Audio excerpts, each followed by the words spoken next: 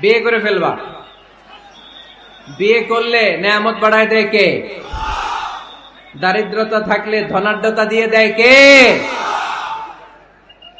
সবাই চাকরি করে বিয়ে করতে চায়, ব্যবসা ভালো হইলে বিয়ে করতে চায়, কিন্তু জানেই না ব্যবসায় ভালো হওয়ার আর চাকরি পাওয়ার মাধ্যম হচ্ছে আগে বিয়ে করা। আগে কি করা?